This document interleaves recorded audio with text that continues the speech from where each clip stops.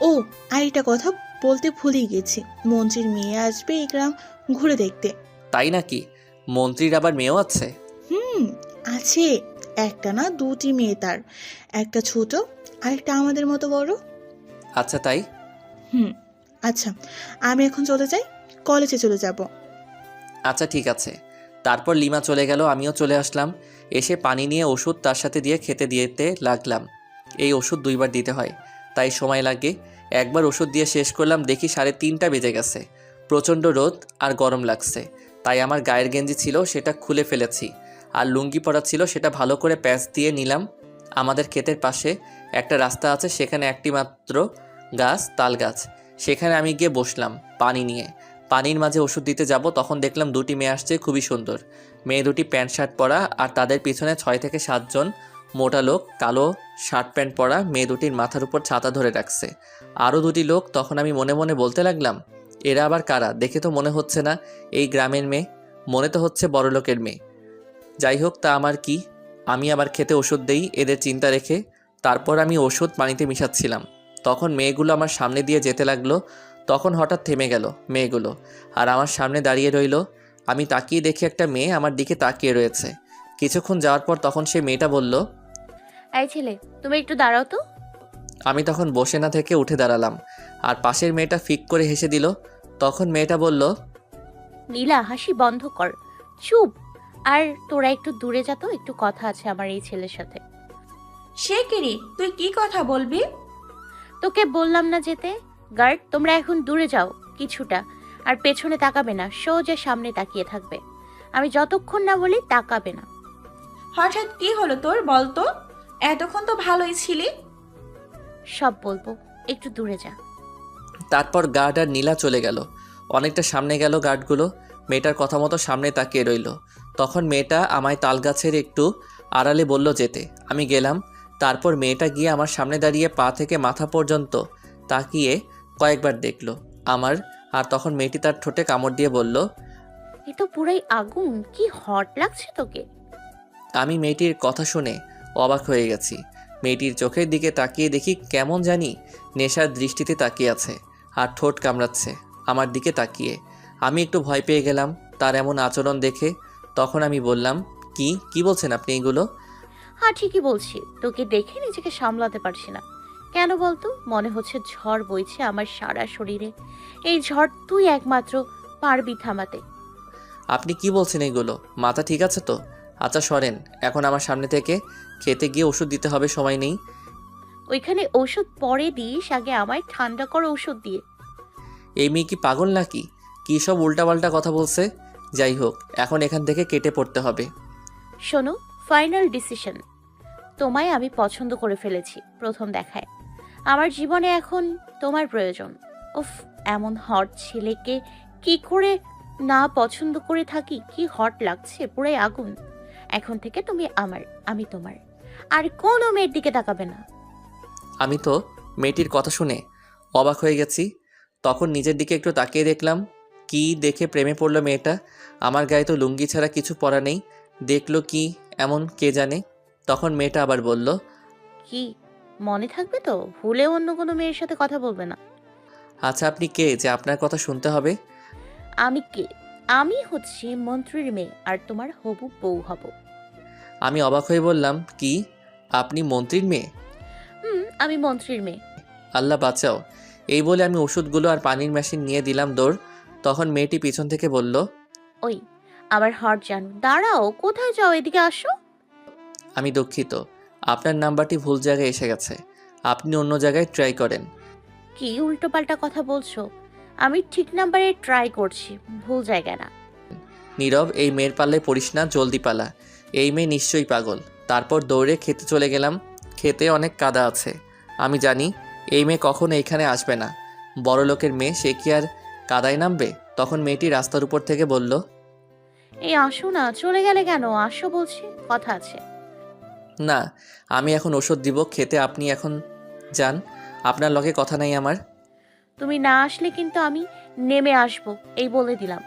আপনি নামলে আমি আবার দৌড়ে চলে যাব। দাঁড়াও, আসছি আমি। এই বলে মেয়েটি আসতে যাবে, তখন নীলা এসে মেয়েটিকে উদ্দেশ্য করে বলল, মায়া, তোর আব্বু ফোন দিয়েছে। বললো তাড়াতাড়ি যেতে, অনুষ্ঠান শুরু হয়ে গেছে। নীলা একটু দূর থেকে জোরে বলল, যার কারণে আমি মেয়েটির নাম শুনতে পেরেছি। তখন মায়া বলল, 1 মিনিট দাঁড়া, আমি এই ছেলেটাকে সাথে করে নিয়ে যাব। কি, তুই কি পাগল হয়ে গেলি নাকি? চলো তো, এটাকে ধরে নিয়ে আসি। আমি এই কাদার মধ্যে নামতে পারবো না, তুই যা। তখন মায়া নামতে যাবে, ঠিক তখনই নীলার ফোনটা বেজে উঠল আর নীলা তখন বলল, এই দেখ, তোর আব্বু আবার ফোন করেছে, নে তুই কথা বল। তারপর মায়া ফোনটা নিয়ে কিছুক্ষণ কথা বলে নীলাকে ফোনটা দিয়ে বলল, চল, একে পরে দেখে নিব, আবার আসবো। আবার আসলে খুব ভালো হবে, অনেক সুন্দর গ্রাম এটা, আমায় নিয়ে আসিস। আচ্ছা চল এখন।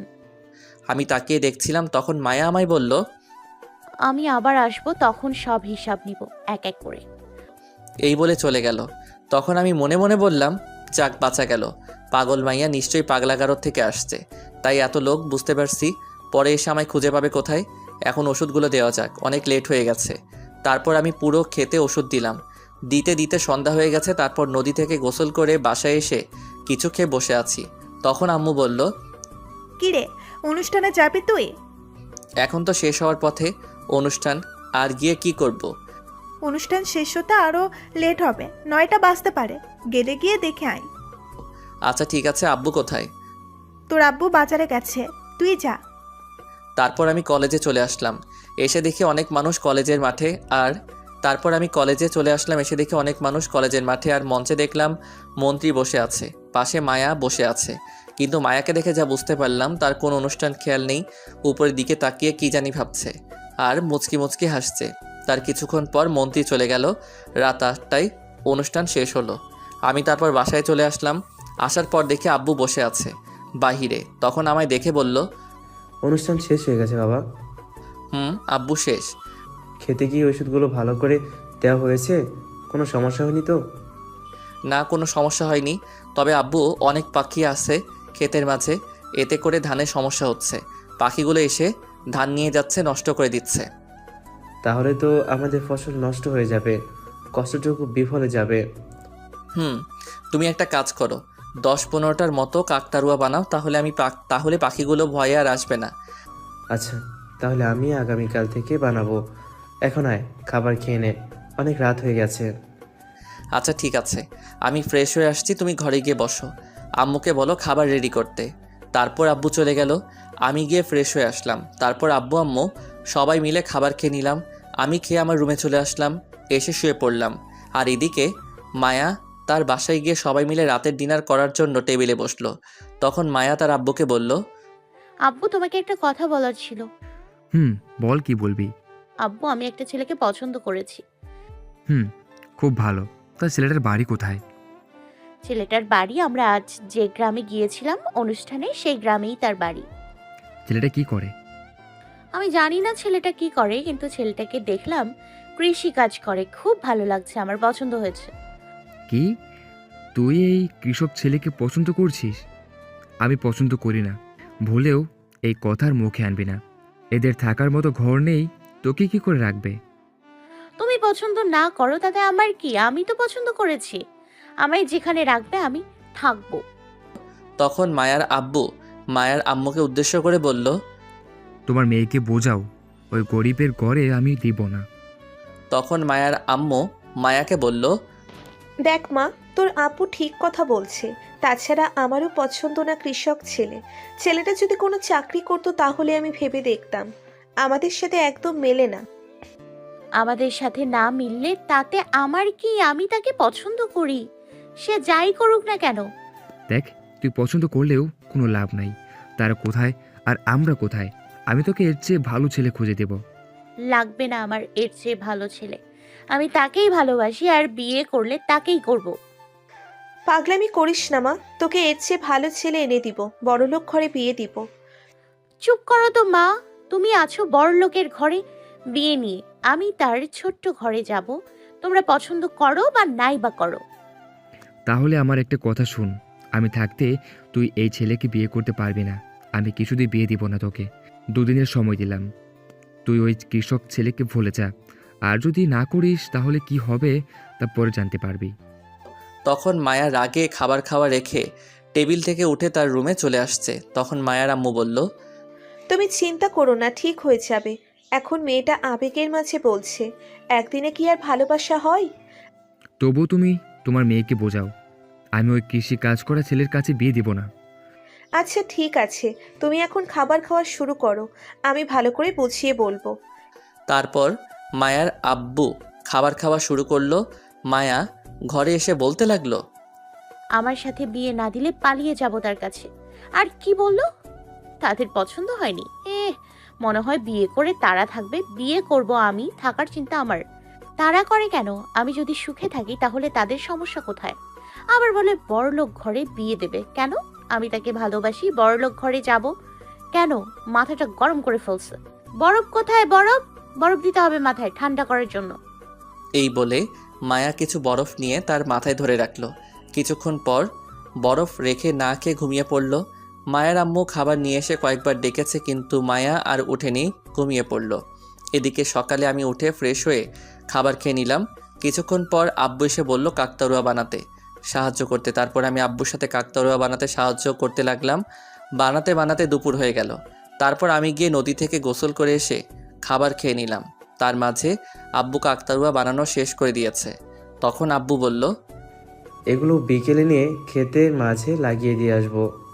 আচ্ছা ঠিক আছে, তুমি গিয়ে এখন খাবার খাও, আমি কিছুক্ষণ পর নিয়ে যাচ্ছি। তারপর আব্বু চলে গেল। আমি আর কিছুক্ষণ রেস্ট নিয়ে 4টা কাকতাড়ুয়া নিয়ে হাঁটতে শুরু করলাম। ক্ষেতের সামনে এসে রেখে বাকিগুলো নিয়ে আসতে যাব, তখন চোখটা তালগাছের দিকে গেল।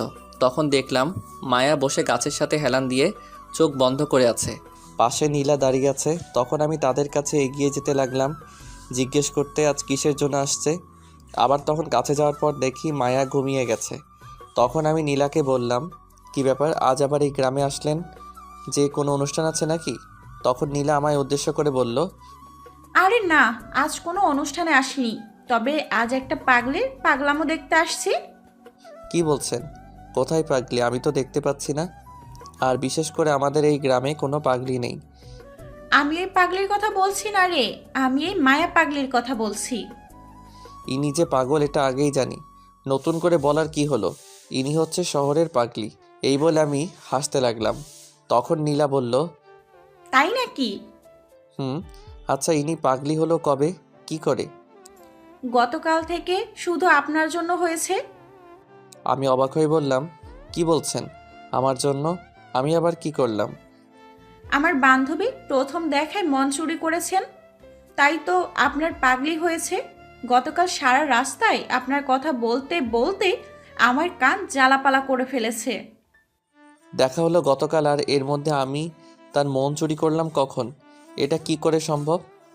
সে আপনি বুঝতে পারবেন না। আপনি জানেন মায়া কখন আসছে এইখানে? না, জানি না কখন আসছে।